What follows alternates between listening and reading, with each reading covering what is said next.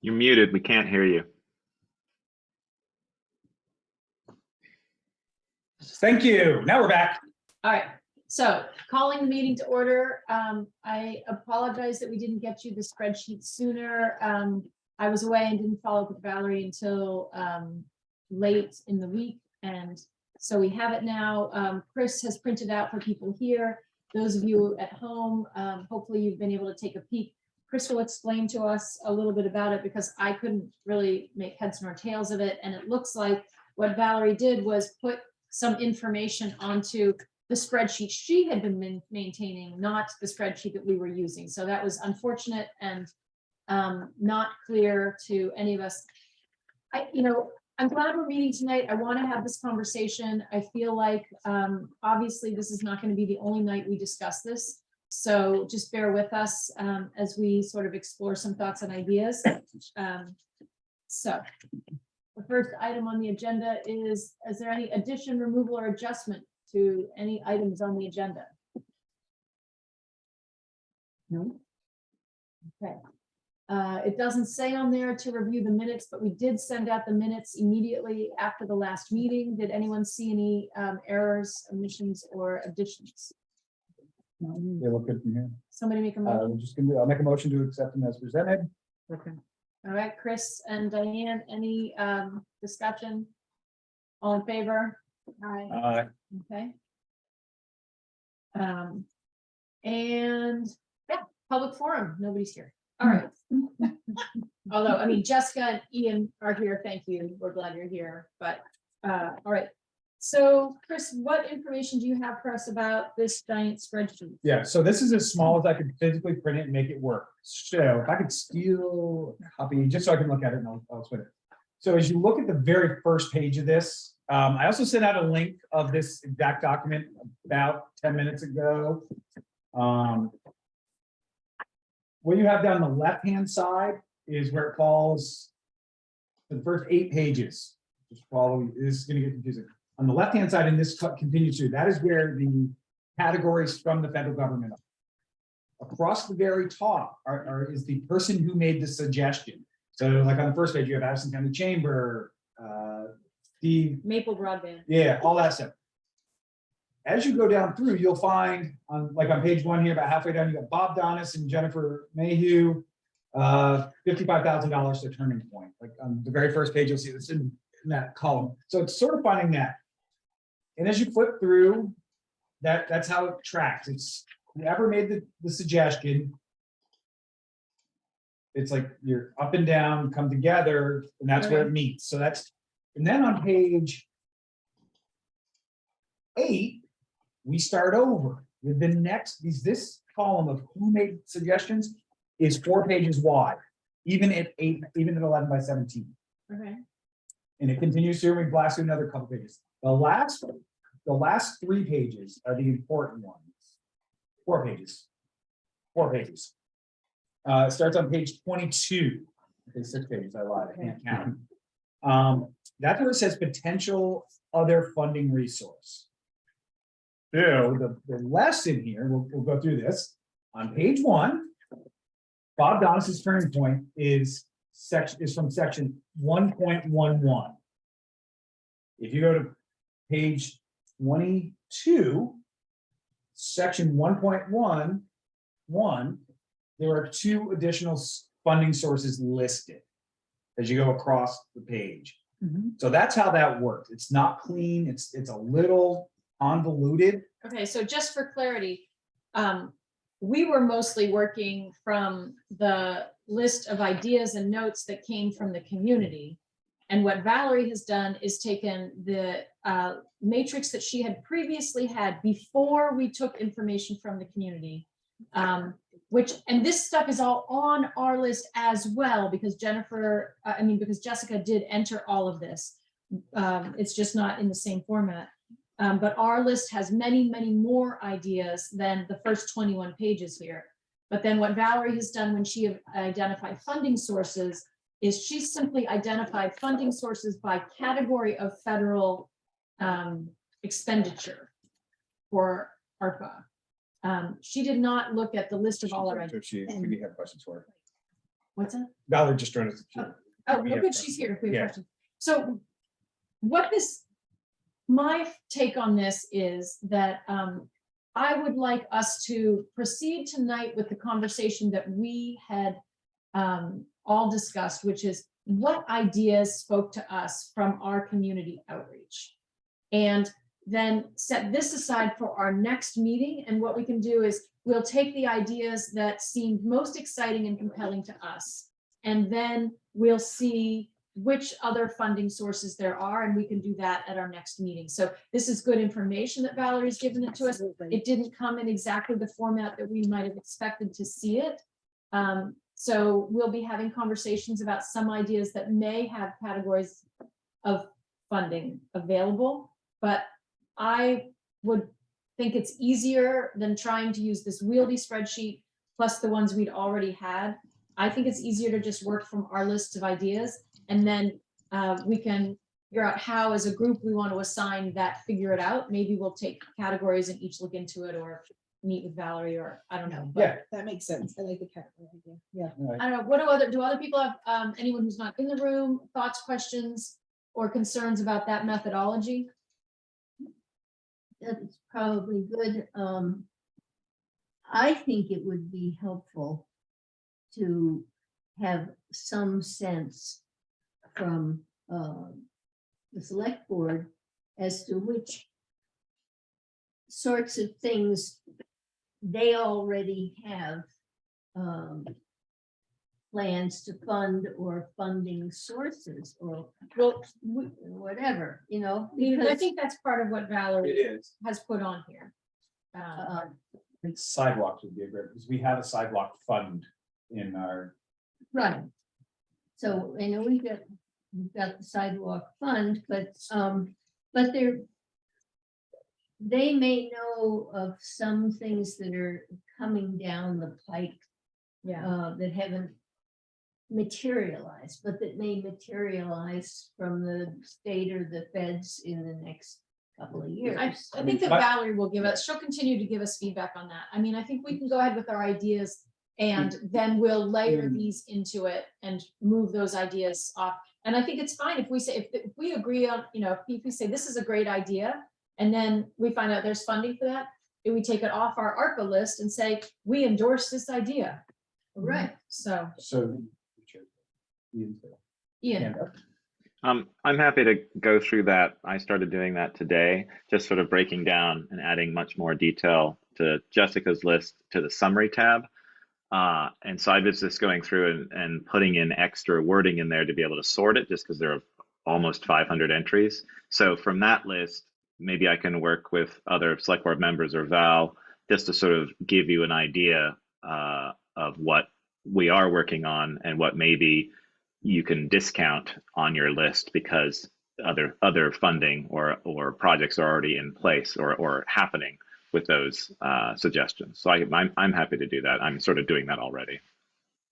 so well, stay tuned. I think that's a great offer, and I think that would be a more useful place for us to see it, is on the summary page of that spreadsheet. So why don't we go ahead and have our conversations, and Rob? Yeah, is there a little bit of a tangent, but a list that the select board also has of projects that may need match funds, larger projects, because 10% match on a really large project could be the $1.1 million. So that's a good use for this as well.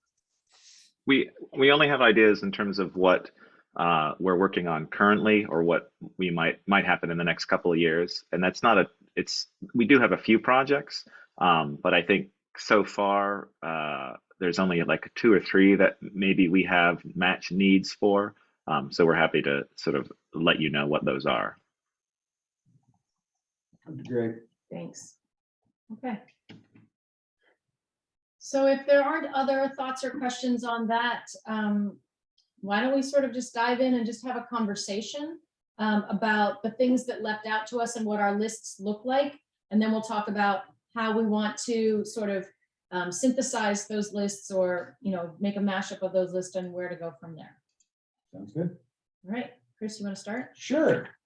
So I went through and came up with 12 things that struck me as things that I could really get behind. And I'll blast right through them. I'm not going to describe them much more than what I get for headers. Right. So the first is help Masons create a senior center, including an elevator. The Bristol Family Center expansion, including fire suppression. Rebuild skate park, add section for younger kids. Number 4 is bus shelters with possible sites of the Baptist Church, Shaw's, Walgreens. A pedestrian path along Pine Street, but not a sidewalk. An LED message board in front of the fire station. Trail network upgrades, including parking. Air conditioning for Holly Hall upstairs. A second road in and out of Mount Abraham. Repairs at Memorial Park. A dog park. And an upgrade of the sound system for the 4th of July committee. Those were my 12.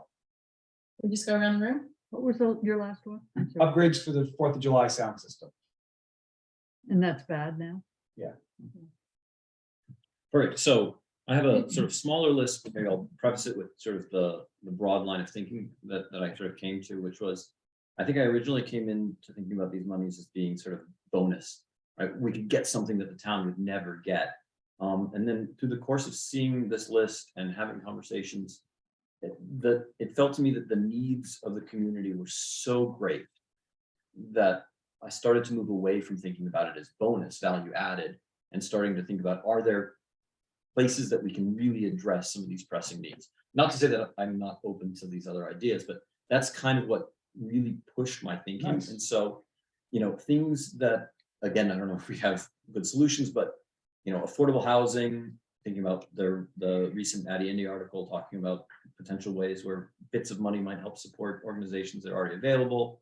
It looks like electric charging stations, helping Bristol Family Center expand, or maybe if it isn't that, I don't know what the BES program is in terms of space, but childcare in general made a lot of sense. I really like the idea and partly thought about it early, this idea of a grant writing position for the town, with the idea that you might leverage that down the road. Internet or Wi-Fi access felt like, again, another really strong drawing point in terms of moving forward, or solar panels for town buildings or schools. That felt like a sort of backdoor way of investing the money, which was another sort of suggestion, in that I don't think we're actually able to invest it proper, but you could buy solar panels as sort of a way to pay it forward, which might address both of those. Those were the things that I felt that really spoke to me in sort of broad ways. And I don't know if we were supposed to say dislikes or things that we were a little less excited about, or do you want to hold off on that? Let's hold off on that. Then I'll stop. Nice. I'll just go through my list. Bus shelters, that really stood out. I see the people waiting through all the types of weather, and I'm like, oh, I need a shelter. I like the idea of buying land on West Pleasant Street for a community garden or other opportunities. Providing funding to Ren's Nest for a permanent building, expanding the Bristol Family Center, improving the skate park, and with that, adding perhaps an additional playground to that in another age-appropriate area for kids. So our younger kiddos who are waiting on, they want to be on their scooters, but the older kids are skateboarding, like, could there be another opportunity for them there? An outdoor classroom at Lawrence Memorial Library. I like the idea of the recreation department having a van or bus. I was overwhelmed with all of like the bike, walk, trail piece, so I just put that there as something that I could get behind. I just don't know which one. Upgrade Holly Hall for the air conditioning. I did do electric charging stations. The elevator at the Masons. I like the idea of renovating the downstairs of Howden Hall for a daycare or childcare facility. And then the LED light at the fire station. What was the one before the Masons? Renovating Howden Hall for childcare or daycare, because at one time I No, was there told- was, That was on one list. oh, the, EV charging. let's see, we said air conditioning at Holly Hall. yeah, electric charging stations, Okay. elevator at Masons. Okay, EV charge. Thank you. I'm sorry, mine's more than 12. And it's Okay. repetitive, but that's what we That's want to hear. fine. What's Yeah, that's repetitive? electric charging stations in town, Mhm. public restrooms somewhere near downtown by the park, maybe. There were several requests for that. Mhm. Upgrade Holly Hall, particularly air conditioning. Maybe the generation of a farmer's market. More bike racks, like by the park, by Shaw's, on Main Street somewhere. It would, because there's so many bicycles who go through town, you know, who, in the summer, it's constant. You're right, there's none at Shaw's, you're right, And, or is there? I don't think there is. Is there what? Bike racks at Shaw's. but the Just park keep needs going, them, keep yeah, the going. park needs them. The lift or the elevator at Masonic Hall. What's this one now? I had parking for Bristol Trail Network sites, but now I understand it. There was an odd request for a community care fund that could be available to help people for like food emergencies and something. That's what the request was. I thought that was a nice idea. Little free pantry things. Other towns around here have them. Bristol doesn't have one. It's where you leave food in this sort of place. Prayer Rock and the Hill safety issues. Turning Points requested $55,000. You know, we have a lot of participants who from Bristol who go to Turning Points. The South Street River access. I haven't gone down there and looked at that, but there were 2 or 3 requests for that. That there's apparently a good little pool there and it's hard to get to. The Eagle Park accessibility platform. You know what that is? Is that the? Yeah, Memorial that Park? No, it's different. It's Further up. it's up past Harvard's. it's up on the Lincoln Road Okay, and yes, it's a okay. it's you can get a wheelchair onto it and stuff, and every time there's a flood it gets ruined. Okay, Well, and you can't get the wheelchair to it because it's been damaged so much that even if they repair the thing Mhm. itself, you can't get from a wheelchair there. Well, in talking to Dave Henderson, he said there are expensive ways to improve the access to that place, and he would like that looked at. There were several requests for a roof on the ice rink, and I think that would be very useful for several reasons. Just think about the shoveling of snow. I don't know about a Zamboni. Somebody wanted a Zamboni. Outdoor dining downtown, like maybe on the edge of the park or someplace that has picnic tables, someplace that's shaded. Yard waste at the transfer station. You know, I think R&L is supposed to provide that, but they don't. And in line with that would be a town composting system. I think the town office needs a grant writing position. I wonder why the town doesn't look at solar panels on town buildings. It could be useful. Masonic Hall lift and air conditioning at Holly Hall.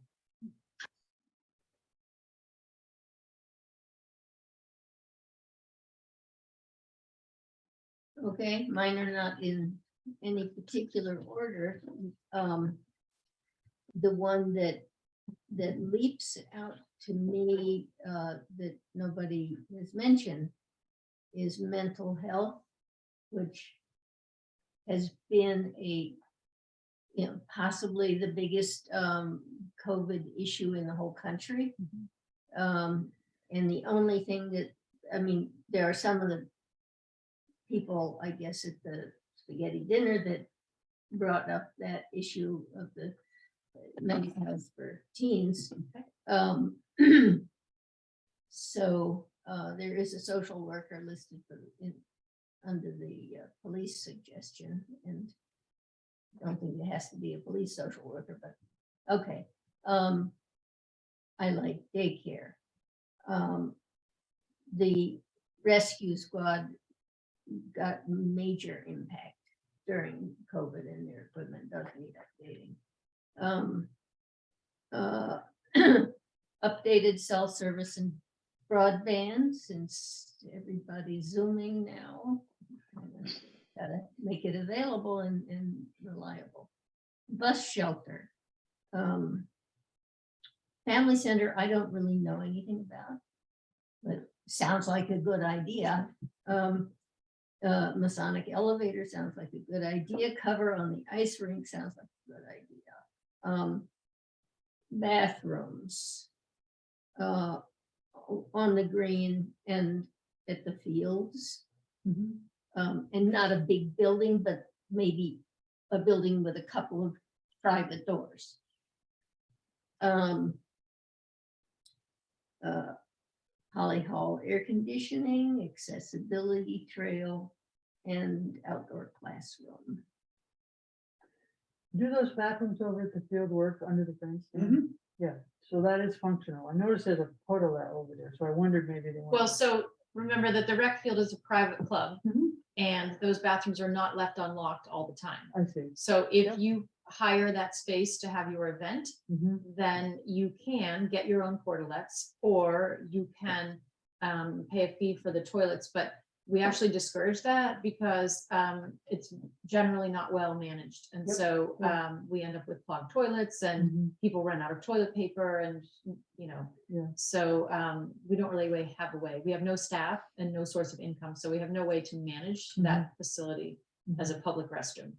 So the rec club has decided to leave portalets up Mhm. throughout the I season. see. So we have one handicap accessible portalet all Yeah. summer long. Yeah. That's a new decision that they made for equity. Yeah. Okay, I wondered why that was there. And in my experience, those fields are well used, but the soccer, Yes. the soccer they thing are. is big, so. It's good. I'm glad there's portalet there then. Let's see. Let's go to Helen. She's wondering what you. She's coming. Yep, I'm on. I have 4 that I think are top priority, and they're redundant, but I'll say them so it's clear how important they are.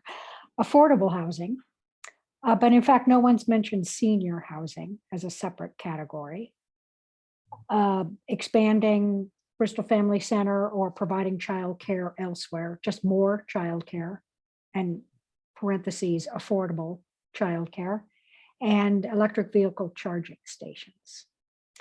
And then of the, I think, minor ones that would be on a secondary list would be the farmers market, local ag community garden as a sort of unit together. I like the idea of just improving the recreation hub, the skate park, get a playground. I put pool ? Because I still really like the idea of a community pool. And pickleball courts, just get all of that up and running. Low income assistance. Sorry, looking through my thing. Bike racks. Attempt to make the whole town electric. Put solar panels as many places as possible and bury power lines. And I like the idea of planting trees. That's my list. Nice.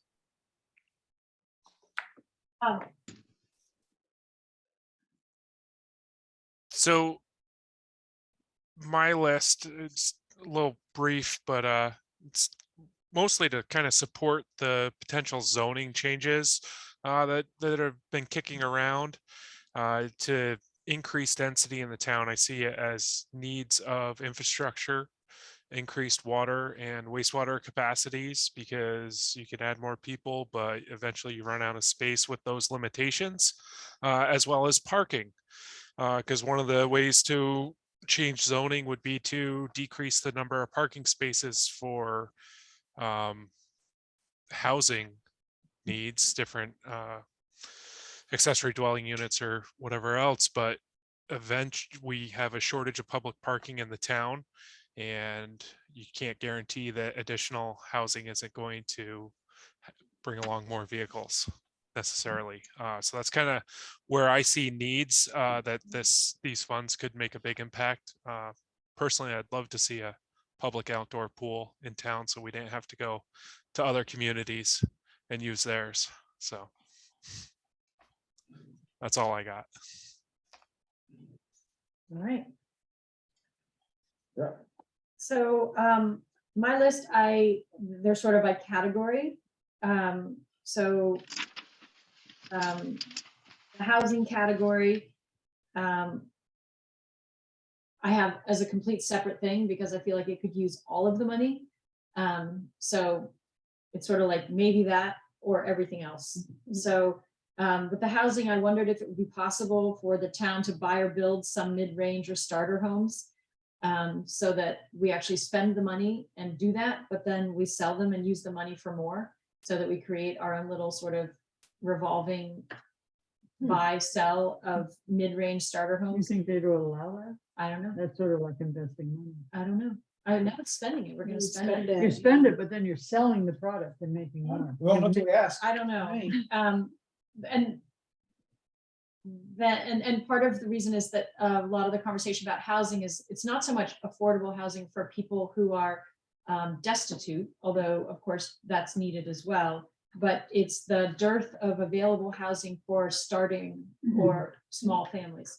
So in the housing, I had the two categories. One is buy or build some mid-range or starter homes and then sell and use that money for more, and or look for ways to spend money to renovate or invest in homes owned by elders so that they could age in place, or maybe use a portion of their home as an income producing property.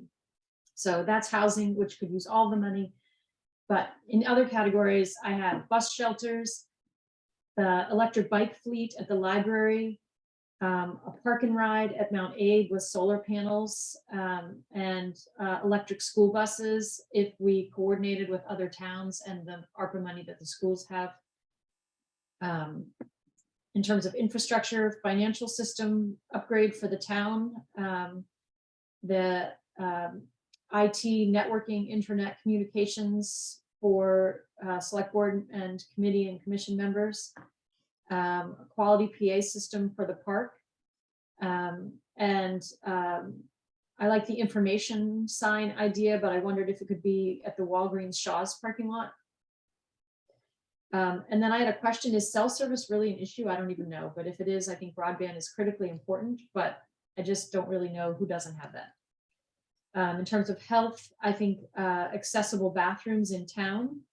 I like the idea of a water fountain in town, and I wanted to invest in Bristol Rescue to support their radio upgrades and their power load stretcher. It's really hard to serve when you have a extremely large patient.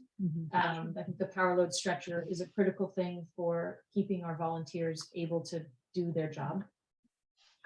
In terms of recreation, I think the outdoor classroom at the library, a dog park. I wondered if there could be a portion of the old dump that would work that, or the septic at the basin, at the bottom of Basin Street. I liked the idea of little free library boxes, but didn't know if the library submitted that idea or somebody else. I wanted to know. And then in terms of energy, I liked energy audits or improvements to town buildings, including the library. And I thought it was an interesting idea to make pressure regulators available to homes, low flow. I have a long list of ideas that I think would be great, but not for ARPA. Some of those are ones that are already on some of your lists, but that I think others might do. I tried to keep my list to nothing that would require an ongoing investment. So. Good. I wonder if Valerie, Jessica want to share your thoughts or responses. I don't necessarily know if we're going to give you the opportunity to give us your list, but thoughts or responses, and then maybe we can sort of just have a little conversation about where we are. Sure. Yes, I didn't make a Too. list. Right, sorry. I didn't make a list, so I won't share a list. But I guess the ideas that were most attractive to me were ones where, with a small investment in an existing business, that maybe we could expand childcare. So like Wren's Nest, their suggestion, or the Bristol Family Center, like those aren't necessarily starting anything from scratch, but just the idea that, you might be able to do a small investment and then they can carry that load. So that's also why I like the senior housing suggestion, I guess mostly because the neighborhood that I live in is a lot of elderly people with 5-bedroom homes and they're just one person in the home. And so I do see a lot of potential where maybe we could solve a housing problem without necessarily having to buy land, which is really expensive, and building new homes. So maybe retrofitting some of these homes so that people could age in place, but then also have apartments to rent might be a really good solution. And sort of like Porter, a lot of those ideas, you know, you can use the funding once and then get paid back and hopefully maybe even use it again in the future.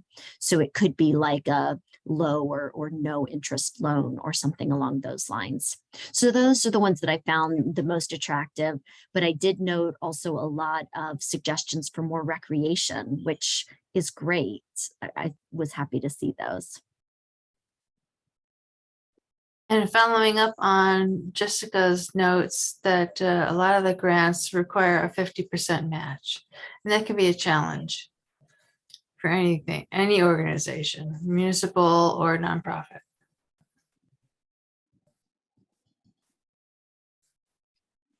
Ian or Valerie, do you want to, or any thoughts you have on the list in general or on hearing our lists?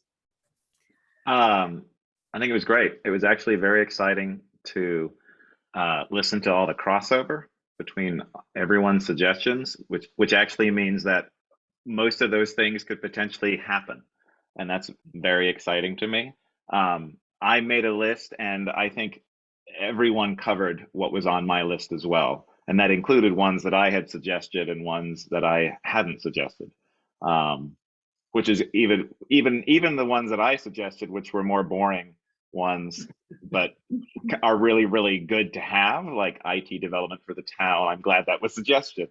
But yeah, I mean, it's a wonderful range of things. I mean, even with Chris starting out, it was sort of like I was just going down, checking down the ones that I had looked at and thought. And it's like hitting as many different sort of nonprofits or community, you know, or people in the community with those lists. And so I think that's really exciting. Some of the ones, and if we looking at the notes of this, I can respond at the next meeting perhaps, or by email.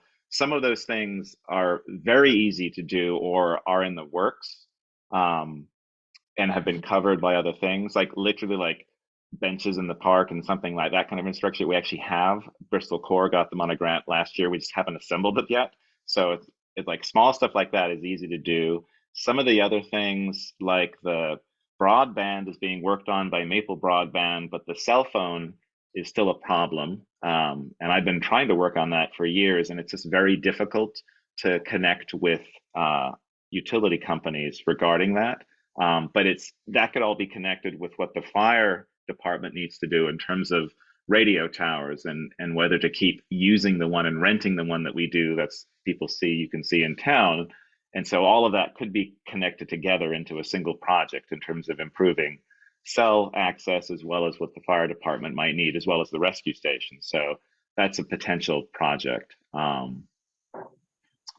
But yeah, it's really, really exciting to see the overlap and to see the potential that these things could actually happen. Obviously, housing is a huge thing and could take all of the money instantly. But I think little parts could be done.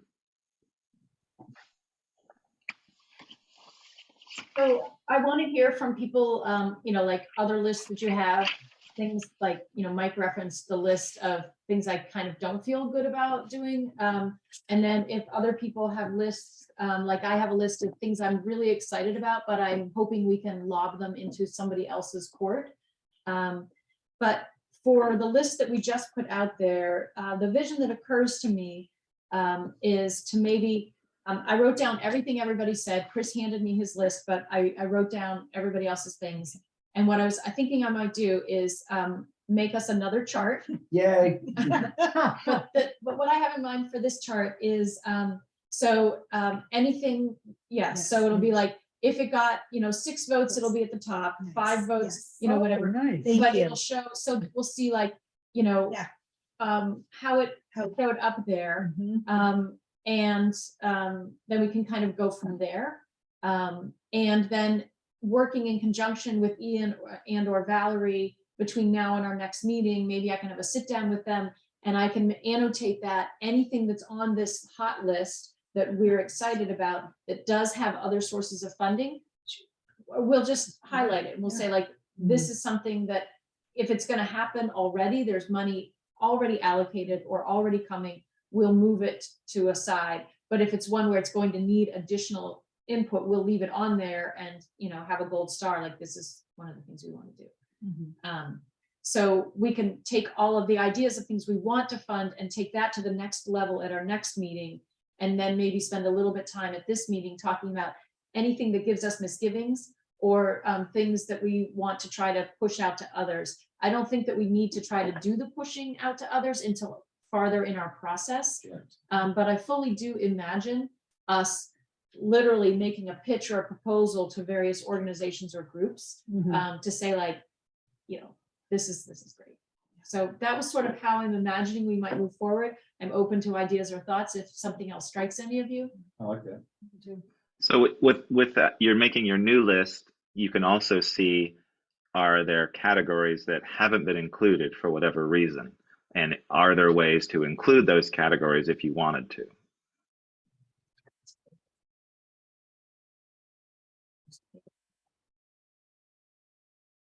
Okay. I mean, honestly, when I made my list, there was like a first go around, and there were a lot of things on there that I was like, yeah, but I wasn't like, that's on my list. So there's things I could get behind. It didn't, but I was like, I wanted to keep it to a manageable list, things that I could speak passionately about and that I really got behind. So I think the next step, the way you've laid it out, actually makes sense as we come together. And there are others, a few things on either the big master list or even in the discussion that's occurred tonight that I'm like, no, I can't do that. So I look forward to that piece so that we can have that open dialogue as a group. So Barry, you mentioned potential misgivings, and one of the things I really liked is how much we overlapped in many of our responses, and that I think is encouraging. But the thing that I might throw out there, and we might throw it out and let it die on the spot, but one of the things that maybe seemed apparent to me is that maybe as a whole we gravitated towards smaller, tangible items, as opposed to trying to address big issues. And I think in part that might have been biased by the process, right? It's easier to latch on to something that you can see the result of now and say, I really want that, than to say, I want to fix a problem, but I don't know how. And that might be perfectly fine. We might decide that these monies are best spent doing exactly that. Adding value all over the place, solving problems here and there. But I do worry a little bit that because they're tangible, it's easier for us to all select those without addressing the problem as a whole or bigger problems. And I don't, it's a cruddy comment in many respects, because I don't have a solution for that. But I would hate for us to end up in a place where we go, oh yeah, we fixed a bunch of things, but we only did that because we didn't have an answer for how we could have done something bigger. And I don't know what to do about that. Yeah, and for me, the bigger one, right, every time, because I looked at some of the big picture ones too, and I was like the housing one. Honestly, I'm like, I think housing is something I could get behind. The problem is we also have a window that's this tight. That's true. And if we don't spend it, we lose it. And what I do for a living in zoning and working with development, nothing moves fast. I mean, it's taken us 4 years to build apartments next to the fire station, just to put it in perspective. Yeah. So that's where I get nervous. I'm like, I agree with you. So what I'm hoping is that in my mind is that some of these smaller items, we can start to address it. Because if we, I think long term, if we fix a few of the small ones, it brings those issues to light as a community. Like a bus station or two, also people look at like, you know what, we do need to focus on public Transportation. Yeah, so I think we could be the spark plug behind the community having those bigger discussions and being able to get behind them is what I'm hoping. That's maybe I'm naive. I think that's a really good perspective too. Yeah. Yeah, I appreciate that. I like talking about housing because I spent a lot of time working in low-cost housing. Well, and construction, but mostly in low-cost housing that I and my family have been heavily involved in. And that is that I see that it is not possible to build and sell low-cost housing because somebody with deep pockets will come in and buy that and after the first owner Mm, who gets bought out by somebody waiving more than what they paid Sure. for it, then they're gone and you don't have affordable housing anymore. mhm. So affordable housing has to be rental.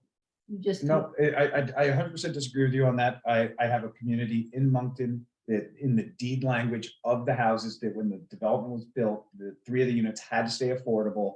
They could never be sold more than the federal affordable housing level.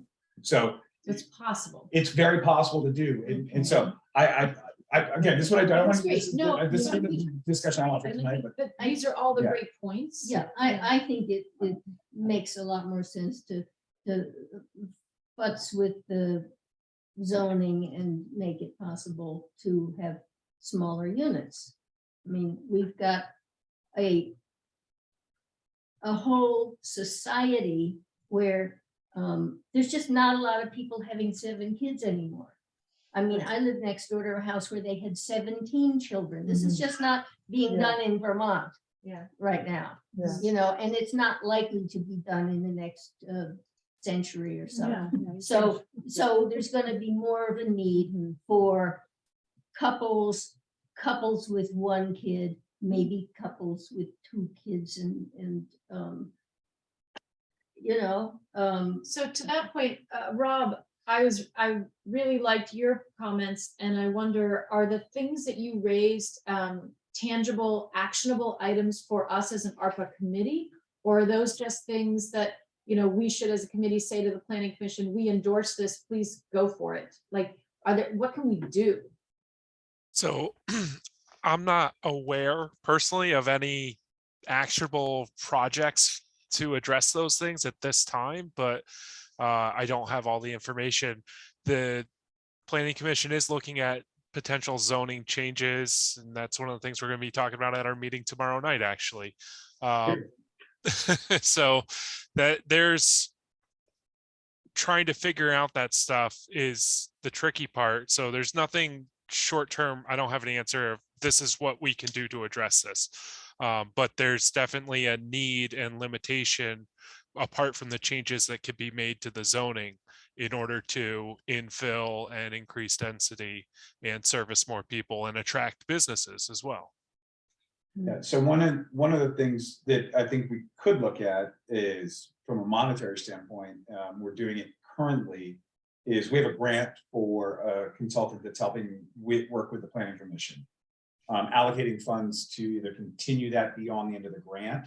So I don't believe the grant's gonna be enough to cover for them to get their work done, or to allocate for additional resources, because it's one person from Addison County Regional who's doing all the work. And the grant, that's all we have the money for. So I believe we may be able to, as a group, find a way to put some money in that window of time we have to spend where we could allocate resources to help facilitate those solutions. That might be one way we do it. It's the first one that comes. Helen? Yeah, I'm going back to are there any red flags on the things that have been listed? And I thought we decided to make a priority for projects that would affect the most people. I mean, not that everyone in the town has to benefit from everything that we do, but I worry about an elevator in the Masons Lodge and how many people will be affected by that. I also would love to see a dialysis center in Bristol, but there aren't very many people. So I think early on, we decided we did not want to do lots of tiny little projects, each one benefiting a very small number of people. Correct me if I'm wrong, I thought we were trying to find Yeah. projects that benefited more people. Well, there's 2 separate things. You're right. One thing we talked about was we talked about wanting to use the money in a way that would benefit as many people as possible.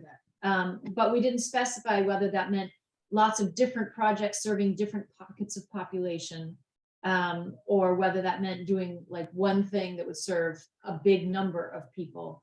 And that sort of lump versus split. Do we put all our eggs in one basket and fund something big, or maybe 3 big projects? Or do we split it up? We didn't decide that.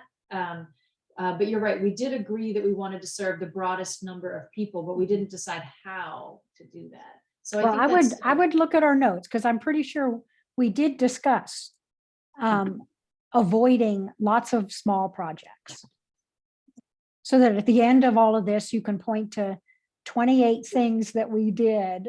Each one is very, very small. But again, I might be wrong, but I thought we talked about that and decided it would be better to fund larger projects.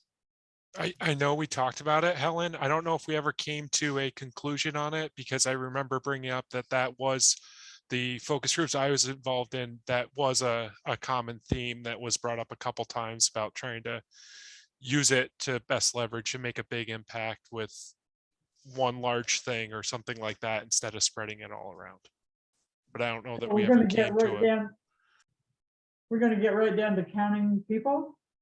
Like No. how many people benefit from the elevator at the Masonic Hall versus how many people use the dog park? You know, we don't want to go there, right?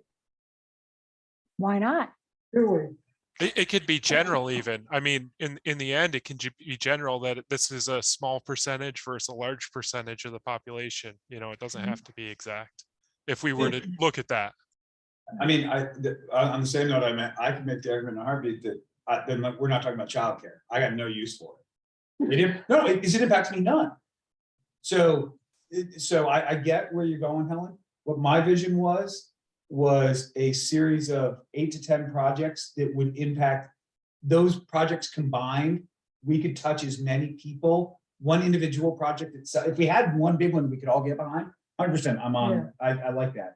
But I think the reality is we can touch more people with a handful of well thought out, well placed projects. That's just my 2 cents. Well, also, different age groups have totally different activities. And so you're not going to find a big project that meets everybody's needs. There's a need for more housing, yes, but not for the people who already have a house. You know, and as Chris says, he doesn't need childcare, and old people probably not going to go to the skating rink. You know, I would push back a little bit though, particularly on the housing and childcare. Like, if we had a scenario where, you know, we had a big project that, you know, we could all get behind. I think that one of the things that I heard from the focus group that surprised me and I felt edified by was how every single focus group congealed around this one idea, and they were saying, maybe you don't have kids, Porter, but if there's someone in your family with substance use needs, we don't have the staff to provide that because we can't get staff here because they can't find housing and childcare. So I think that I can push back and say, you know, that housing and childcare, I think, are fundamental to keeping this a vibrant community, because without that, we can't attract and maintain people. But I'm not sure that we have the answer, which brings us to Mike's point, which is there's no question that these are the 2 biggest issues in our community. Mm-hmm. And if we could use our 1.1 million to leverage a solution to either, or God bless us, both of those problems, I would be super excited about it. And I would forego the outdoor classroom at the library and the bathrooms and the bus shelter. But we don't. And I think you're right, Mike, that, you know, it is partly about the way we went about the process, but I don't know, and I don't want to feel rushed at all. Like, if we look at this list that we come up with next time and we say, this is a great list if we decide to go the route of little projects, but let's pause and see if there's a way that we can do something big with one of these 2 big areas.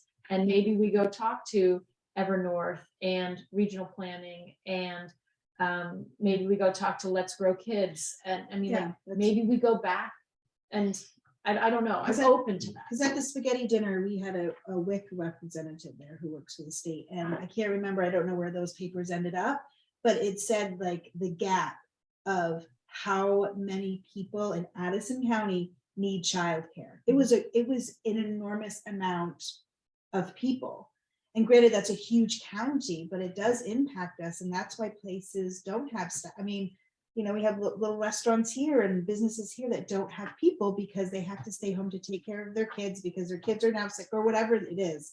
But I think reaching out to those other agencies as well to get that information is important too, and that might help us all agree on, you know, what is the most valuable and important to moving our town forward. I have a question, another housing question, and that is, as the weather becomes warmer, as it seems to be doing, and more of the country burns literally in the summer, we are going to be seeing more people who just want to get, I mean, I had a friend from Tucson who came to Vermont for some of the summer because she couldn't bear another entire summer at 110 to 115. So the question is, we'd say, okay, we need to build some housing for these people that are going to be working in the restaurants and taking care of children and all this kind of stuff. How do we assure that that doesn't become a summer home for a part-timer? You know, I mean, I think that because there are going to be a lot of people who have lots of money and who can afford multiple homes, and they're going to want a home in Vermont. And so, and that's going to be dead storage space to us. I think it speaks to Porter's point, actually, and I really like the way you frame that, right? There may be organizations who are already grappling with these problems and who've been grappling with them for a very long time that we could reach out to, right? And see, is there something we can do? And the thing that your comment really spurred in me was, this also might be a matter of scope, right? As you said at the very beginning, you know, 1.1 million is not a lot of money in the grand scheme of things. And so it may very well be the case that if we do reach out to a variety of organizations about housing or childcare, they might say, yeah, realistically, you can't solve this with that, right? We might not be able to do what we really want to do. And so that might be further support for all of these other projects that we've outlined today, right? Or they might say, actually, this is the kind of scope of the problem. This is the impact you could have, right? And I think that's it gets to your question then too, right? If they say, yes, absolutely a really valid point. Here are ways in which we protect against the housing stock going towards second homeowners. Right now, if they're the list that they have of people who are looking for places, if their list is like 4 years old, that might be a safe one. Well, and to the point about things that I would want to avoid spending money on, like I absolutely don't want to give money to emergency housing needs, right? Like there's that agency that was in the paper and they're asking for like, you know, a certain amount, like $35,000 from every ARPA committee to cover emergency housing needs. You know, I'm like, that is exactly the type of thing I feel like we did agree not to do. Like we want this money to be enduring, an investment, building something, not just, you know, revenue for is pressing a problem as that is. I think that's not what this pot of money is for. But my question is, if we want to, you know, try to reach out to agencies or organizations or people who do this, I don't feel like I have the time to do that or the knowledge or the resources. Is like, you know, not to look at you, Valerie, like, do we dump that on you? Do we dump that on the select board? Do we dump that on Chris? Like where do we, like, who does that? You know, and I feel like. So I'm just going to my housing soapbox for 30 seconds, and then I'll leave this alone. That's all right, you can stay on it. Housing keeps popping up as an issue. But the reality is we're building housing in Bristol at a very rapid rate. Are we building the right kind of housing? That's the issue. So what we want to do, I don't think we can fit to truly fix what we need to do. We need to increase our infrastructure. We need to create a community septic system and increase our water capacity. Those are the two barriers that keep development from occurring. So unless we have a couple $1 million to build a wastewater treatment plant that the town will allow us to do, we aren't going to help. I mean, we're building on average, over the last 3 to 5 years, 15 houses in our community. That's quite a lot. I mean, compared to other towns I work in. We're about to put in a large number of apartments next to the fire station to address housing needs on top of the houses that were permitted during that same time frame. So we're increasing our housing stock in our community at a fairly rapid rate in comparison to some of the other communities. So I would be more inclined if we wanted to find out, is like, what is the true housing need in Bristol? I mean, we all feel that we all know it's affordable. I've said this from day one. We need starters and ender houses for the first time home buyer and for the retiree. Those are the housing types we don't have. But when you talk to the contractors that can't afford to build them in Bristol, because the cost to put in wastewater and individual wells and all the permitting that goes along with that drives the projects to the point where they're unobtainable, and we're on the very beginning. You can't sell a $200,000 home anymore. You can't build it because of the infrastructure that's required on the back. So that was my thing about, like, can we buy or build mid-range or starter homes? And, you know, if we did 5 $200,000 houses, and we wrote into the deed that they were, I don't know if you can build $200,000 homes. Supplies, like in the, just. So, well, They don't- yeah, between the infrastructure and supply cost. I mean, the apartments next to the fire station, those started as Kevin Harper's vision was to build 14 to 15 affordable starter homes. okay. He couldn't do it. Couldn't do it. They went from when we first started, we were playing around with numbers around $200,000 between all the infrastructure and the permitting, everything went in. It was already at 250 and their price was climbing rapidly. Right. So that's how Evernorth ended up taking over the project, and that's now how we've now converted it into rentals versus homes. So there are solutions out there. The Planning Commission is working on trying to come up with some on figuring out our Who housing. mentioned the reconfiguring the older homes? That was me. The So- idea of like approaching seniors who live in Bristol who want to age in place, Yeah. but who need to renovate their homes so that they can safely do that, but who have excess square footage. So is that sort of like the idea, like I know in a lot of, like in Burlington, for example, you have all these older homes, somebody has purchased them, they then redo them and then they sell them as condos. But then you're like a homeowner of Build this equity. house that Right. you now own, Yeah, and but they're what do you think- relatively, I mean, I don't know, they're going for like 275 to 500,000 on average, but That's still, right. it's a starter home or an ender home. Is that the Yeah, terminology? that's how I mean, that's what I use all the time. It seems so You're negative. first time a person last, maybe, I don't know. But anyhow, but is that sort of the mind, is that sort of what you're thinking? That about was one of my, retrofit? so I Okay. had two things. One is buy or build mid-range or starter Right, homes. yeah, And the other was renovate or invest in seniors aging in place Okay. and transitioning some of their excess square footage to mhm. either So- rental or condo. So That might be the only drawback to, again, I understand. Right. So, is when you look at some communities that have done it, well, they've really pushed for the accessory dwelling units, and we're seeing that concept, where it was we call them in-law Yeah, apartments. okay, yeah. As morbid as this is, once that person passes, that's not just a rental. So, But that's why I'm saying, like, can we make it be condos so that the people are building equity in their home? And possibly. we write it into the deed I that it saves. don't think we can get this done in a year and a half. Yeah. So I don't want to be the That's last why I one. had my little line, like housing, and I don't think we can do it, but, Valerie. Better handle it some. but, But we are- Yeah. that's all right. I think Yeah, that is Valerie's housing. got is- it. housing is Valerie's good. got it. Val's got Val's got some years. Yeah, Valerie? Yes, it's Home Share Vermont. It's a statewide nonprofit organization that tries to connect people that need housing to elders or others that have housing that they have space for.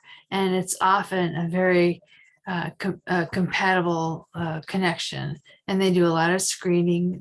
They do a lot of pre-screening and all that. So it's I think Home Share Vermont doesn't get enough attention it deserves. I agree. Mhm. And in terms of what Chris was speaking about in terms of the water and sewer, the Mm. sewer is something that we can probably very unlikely would ever be able to do. Even if we had the money and the funds for it, we just don't have the space and the ability to do it. At the moment, the sewer, it's essentially a septic system, and it's just for the downtown area. And so we've talked about expanding, for decades and how that might happen. We can make it more efficient with a good amount of money to allow more people to connect, but it's still not going to have the reach of the entire village X village area, unfortunately. There is potential to expand water connections, and part of what we're doing is replacing water systems and making those water systems better and larger. So potentially, instead of digging wells, new construction, if it's in the village area, or form a village, there is potential for new buildings to connect to that, and new houses are being connected. But the septic system is just something that Bristol just, I don't think, could ever do, just because of its topography and where the current system is now. I just don't see an area where we could put it, even if we had all the money in the world to be able to run it. Although there are possibilities for decentralized wastewater systems where a number of wastewater systems are consolidated into a single unit, and they're, I don't know what the word is, but they're Interconnected or whatever. Yeah, I think Yeah. that's probably right. But I mean, that's what happened in Waitsfield, and that's what helped Lawson's brewery happen, was because they were on a decentralized wastewater system. Okay. So that is an option. Okay. Well, that's good to hear. Yeah. Other thoughts from people about misgivings or things that you weren't feeling comfortable about in general? About our list, Yeah, or about just, anybody. or just, yeah. I mean, if it's not on our short list so far, then I think it doesn't need to, we don't need to worry about it, but. I have Go ahead, Rob.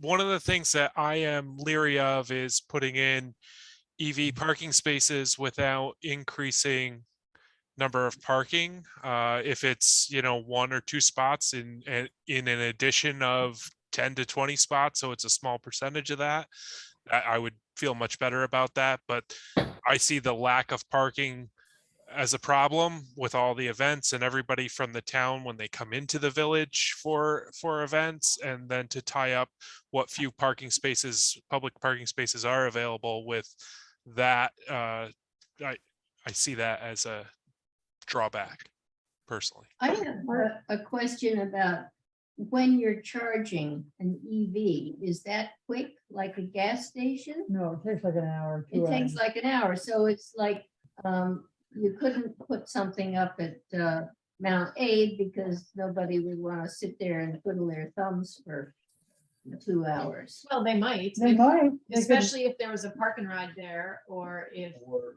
I mean, just the staff and students alone. Sure. I mean, you've got hundreds of cars sitting in that parking lot every day. Right, but if one gets into the space and then the person doesn't come back, I mean, do they get charged for all the time that they're? some of the units will do that, Yeah. yes. So when your car's done charging, then it starts charging you parking, but usually the chargers can stretch to 2 or 3 spaces. And so you can pull in, and if they're done charging, you can take it out and put it in yours. Anyway. I don't Good I don't business. I don't see that as an issue, because an EV parking space is still a parking space. It's not changing into something else. It's for an electric vehicle. And the more electric vehicles that are purchased, the more and more need will happen. So I used to think about it as like, oh, we're losing parking spaces, but you're really not. They're just a different kind of parking space. But I agree, Rob, especially with events, it gets very difficult to park in town. And there's nothing that we can really do about that at the moment, just because, again, limitations of what we have with our streets. People will park where they park. Related to the EV, that was on a lot of people's lists. That's on my list. That's something that's going to be happening. There is, from talking with someone at Green Mountain Power a couple weeks ago at the EV event that the Energy Committee did on the park, it seems like that's going to be coming down the pipe in terms of grant money becoming available. And Bristol has applied twice before and has not gotten it, and that was around $400,000. Apparently, there's a few $1,000,000 that's coming down, and so it seems like, at least this person that I spoke with at GMP, he seemed very positive that if you applied for it as a town, you would get it. So that would be level 2 charging, which is sort of the slower kind of charging. It's the less expensive equipment. But that's something that will have probably a small match, and so we could use ARPA money for that, but we'd be able to put in, a couple spots, possibly more, on the park off the Main Street, which is nice, which is where we proposed it before. And in addition to that, Green Mountain Power seemed to be building out fast charging stations by themselves. They just need a location. They'll pay for everything and they pay to run it. And it's a little bit more bigger in terms of the infrastructure, and it's a lot more expensive, but apparently they're doing it and they're paying for all of that. And because of the infrastructure, I didn't see anywhere in town that would be able to accommodate it, that I think the select board. What Go ahead. about behind a community bank, or even on the Champlain Farms in the back of their site? It seems like both of those have parking spaces that are often unused. And to your point that it's still a parking space, but there would be room on both of those sites to put a level 3 charger. Well, in my experience, because I've been looking at charging stations, because I don't know anything about them, so I've been looking at them. In some towns, they're in the most odd places. They're not in the obvious places. Yeah. You don't have to put it on Main Street. You say EV charging, blah, blah, blah, whatever Actually, it is. Take it from a charger. I'd really appreciate it if it freaking be on Main Street, because it's absolutely course. asinine for it to be in East. So, yeah. Well, safety But issues Bristol too. isn't that big. Well, I'm just saying, there are places where there's parking spaces that don't get frequently Well, used. yeah, I live directly. I mean, the electrical infrastructure is already in place. Yeah. That's parking that Behind doesn't use, the it's within a stone field, everything. And that's one of the things I said, like, So, I mean, Yeah, I think there's great living in locations. odd places. and to Chris's point, we don't need to solve that problem right now. Yeah. If there's money available, it's a good idea. It'll be on our list, right? Yeah, and don't hold out for Main Street. It doesn't have to be on Main But Street. that's not, we don't have to decide that. Misgivings. One that popped up on a lot of lists that I have a huge issue with is the public restroom. Mhm. It goes against everything we talked about. One is that's gonna be a long-term cost to the community. It is a tax, that is a tax liability long-term, because somebody's gotta maintain it, somebody's gotta clean it, so we've gotta put supplies in it, we've gotta heat it, we gotta cool it, we've got water costs. So that's not a one and done, build it and walk away from it. And I don't think there's a private entity that's gonna wanna step up and take that over for free. But that's against what we said, one and done and walk away. We already said we don't want to do that. Wait, no, we No. said we did. We don't Yeah, want something. we're going to do it on several projects. Right, So- no, but my point is, we didn't want something that was gonna create a long-term tax liability for the community. That was, I thought, one of What's our, the tax liability? the town is gonna have to pay to maintain that structure indefinitely. Yeah. And that was so- something And what do you get taxed on?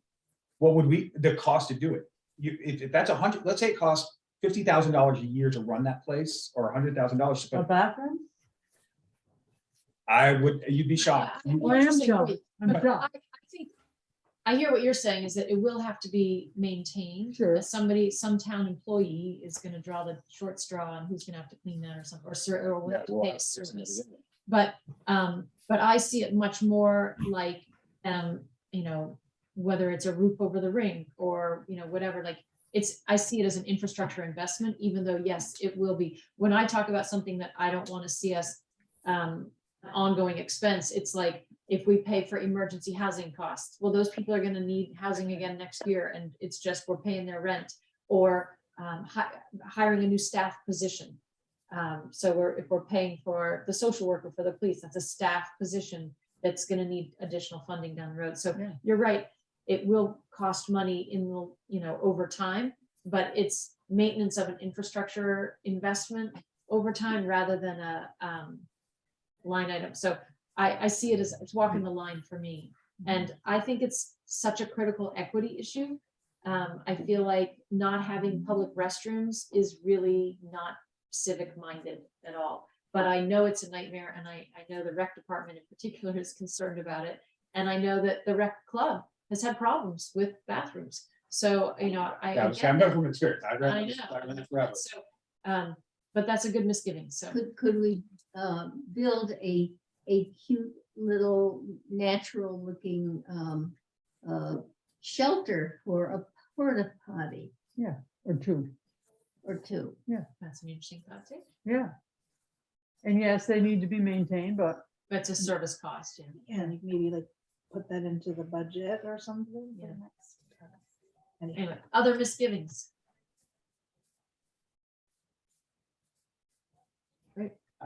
Honestly, I didn't think on the negative side for the most part.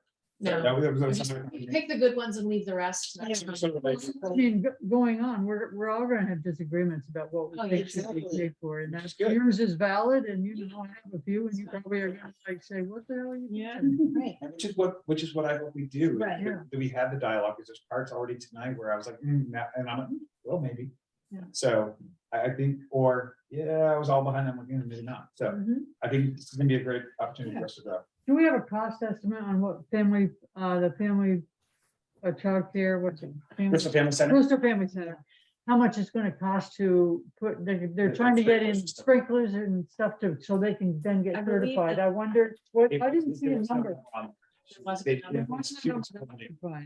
could find? When I spoke with Amy, I think, and again, this is, I'm speaking from the hip, I thought she threw out like around like $85,000 to $90,000 is what. Okay. So All right. as we look forward, so the Yeah. next steps for us here are, I will compile everybody's ideas Yep. and make that list. I will touch base with Valerie and Ian to see if we can layer existing funding onto that short list for Mhm. us.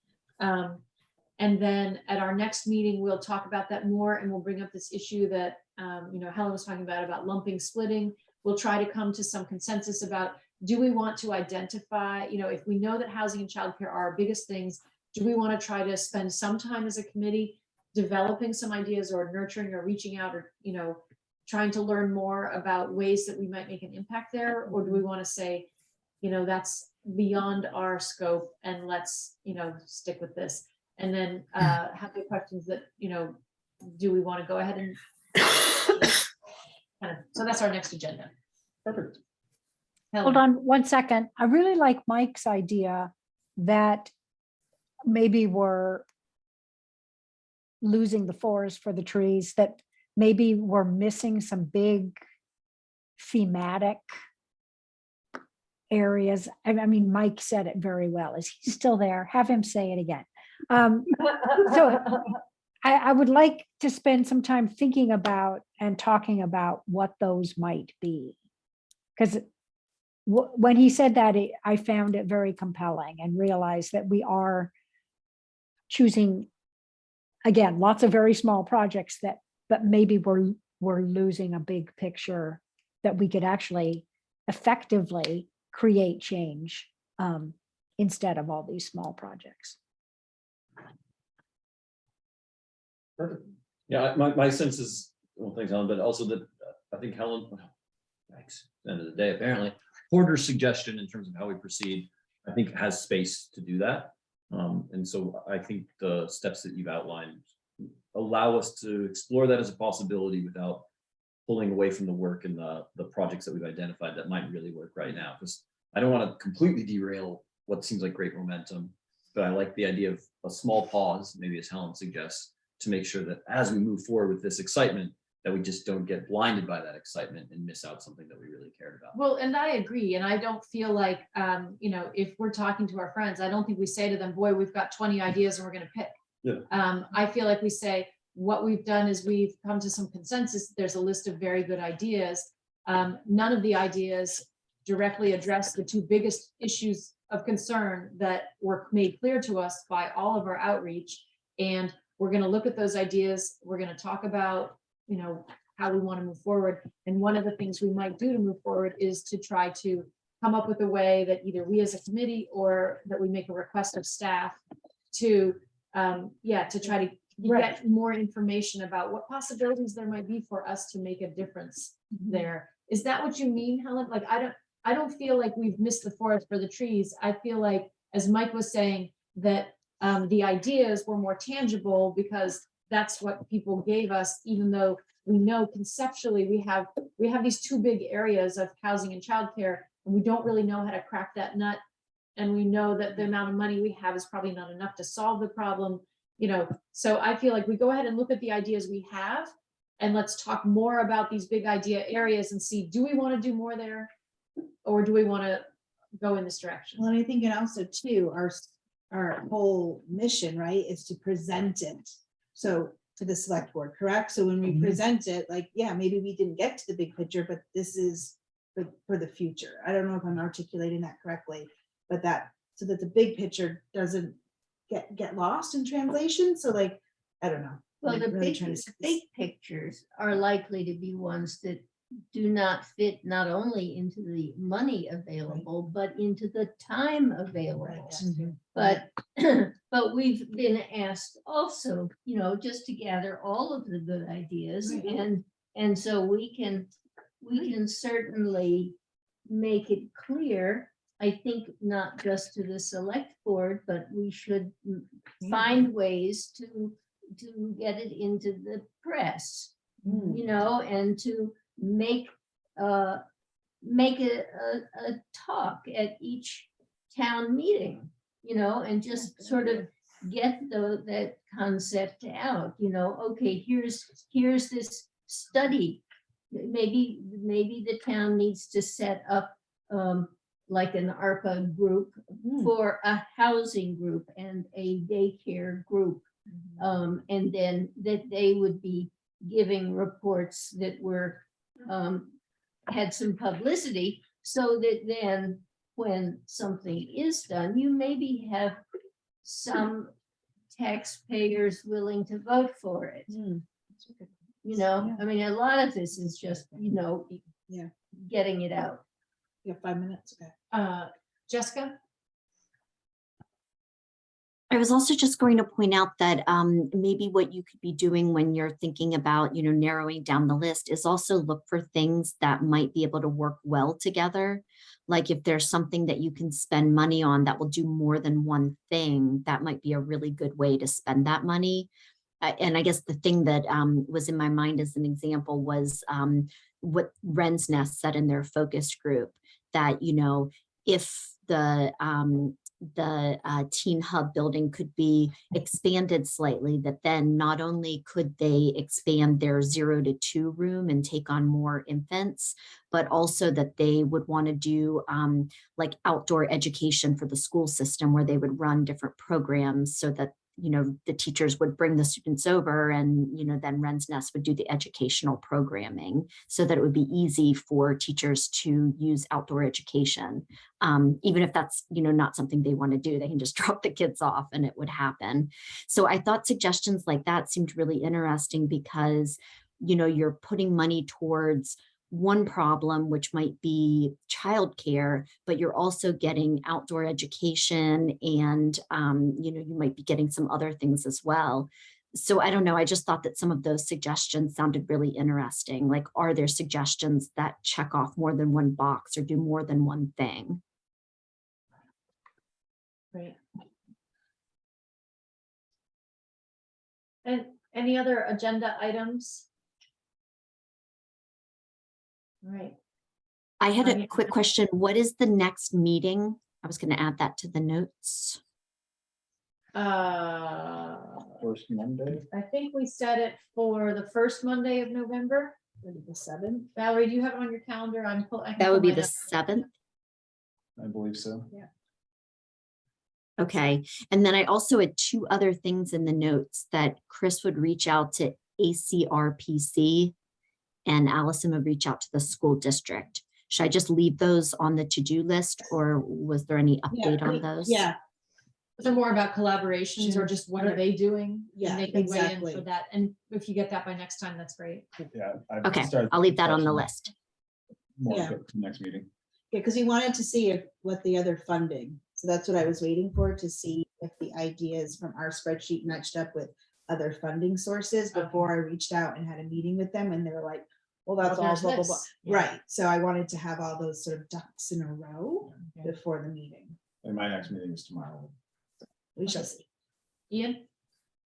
So there is an issue for the 7th, is that we have a select board meeting the same day. And so the use of the space and Zoom will be used by the select board.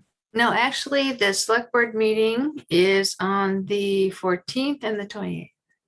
No, we're doing a special one on the Oh, 7th. you're right, the special meeting on the 7th.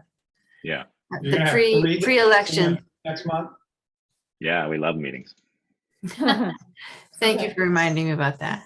And that's at 7, right, Val? I had it for 6 for Correct. some reason, but I think it's 7. Okay. 7. Yeah, so I don't know Right. if you guys want to just bump your meeting to the next day or the next, well, not the next week, because we have another meeting then, or the Right, so it 21st. can't be the 7th, 14th, or 28. 28th, and we don't Gotta want be to do the the 21st is the week of Thanksgiving. I guess we're not meeting in November. Yeah, I mean, or do we want to go to a different night? Because you got, no, okay, Chris is here. I have no, this is my only available night. I mean, I've got a meeting every night this week. Can we do a short one earlier? I mean, if they're starting at 7, would it be Do like ridiculous to do 6? 6 and 5? just like get in, or 5:30? Like, it's 5:30 to 7 or It's 6 tight, to 7? but How to the did that extent that we influence can you make it. guys? Helen says thumbs up. I could do that. I could do that in a heartbeat. On the 7th at 5:30? Yeah, 5:30 and we'll leave here at 5 minutes to 7. Can we do that? Would that be okay for the Let's select board? make it 6:45. Okay, so 5:30 to 6:45. Okay. okay. Good solve, Mike. Yeah, we'll probably be late. To be honest. I had one other question with regard to the spreadsheet. Since it's getting quite hefty now, we also have Val's matrix. Is there a way that you folks are looking at putting like an online version that if changes are made, it's one place as opposed to just files being mailed back and forth? Well, I didn't there's email- a singular link that is available, and I posted it before, but I'm sure it's gotten dusty. But there's a That's to the singular link. matrix that's to the matrix that you created. There's a new one, which is the one that Jessica worked on, Oh, that has all the different suggestions, and that's sort of going to become the master one, I thought. oh, I haven't seen that one. If I mentioned earlier, I emailed out links to both the document we have tonight and the spreadsheet previously. I did not email it out to you all. I just sent it to this group. So I will forward it to others that were not on the list. So it's a PDF copy of the spreadsheet. As changes are made, a new one will be generated and posted out there. It's pushed out. It's sitting out on the cloud so that it's accessible by anybody. So But they're gonna get a copy of this one? Yes, but in the meantime, these are all just sausage making working documents and There's not a final job. there's no final nothing. And what we're going to be working with next time is going to be a mashup of our lists from tonight, which will be much simpler. This will be a little bit different. Okay. So Ian, no, we're not that savvy. It's not going to be all techie, sorry yet, but eventually there'll be something nice. That's not what I'm asking. I'm asking because you're going to lose stuff. Val doesn't know about Jessica's list that you've put together. She put her information in her matrix. And so already you have now 2 documents that don't have the information that you wanted together. And so I'm not saying that you need to be all techie and you need to do that. I'm just saying I'm worrying about the information getting lost and things like that. That's You're all. right, Ian. And I will meet with Valerie this week and make sure that that we're working off. I think it would be easy, right? Yeah. To perhaps It take is. Vals and add it into here, Yes. different color codes Yes, or what yes. have you. Yes. And then it is one working document. Yes. It think it that- is, it was- but Ian, I think it was just a misunderstanding. There was just a No, misunderstanding from last meeting to this meeting with the documents. Oops. I know, but Right. there's a caveat with that. Is that Val's document is much more detailed and it's broken down by the ARPA categories. The list that Jessica and her students produced is very broad and I don't think fits naturally with the one that Val started. And I think the one that Val started is more useful at the level that we perhaps want to be able to see how these projects fit within the scope of the ARPA funds. So that's all. I just want people to be thinking about that because When you there's so say much we- information now. Well, maybe there would be an opportunity for Ian, you and me and Valerie and maybe Jessica to sit together, because I think it is valuable for us all to know what the select board is going to want to see ultimately. But I think but I don't think that needs to stop the way we're working. So, but let's. No, let me see if I can absolutely. reach and be in touch with Yeah. you guys, between now Yeah. and the 7th. No, I don't want to, I'm not trying to throw something, a wrench in the works. It's just, I want you guys thinking about that. Just be aware of that. There's a lot of new information coming in, and I just want to make sure you have all of that and you're working on the same stuff. That's all. Sounds good. Yeah. It's all in one central repository, so it should be easy. Okay. Right. All right. Anything else? I think that's our last item. Is anything else?